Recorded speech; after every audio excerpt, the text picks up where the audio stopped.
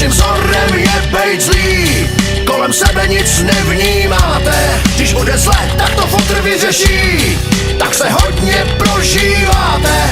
Bejt uznávaný znamená in, po ničem jiným snad netoužíte. V tom vašem světě zhuleným máte pocit, že všechno víte. To jsem fakt zvědavej, no tak co od nás čeká? Jako zub bolavej a s tím soucitem jdi někam. O nás výšku loví, no tak o co se tu snaží? Možná jsme nuloví, tak co se před náma jak starej vůl plazíš?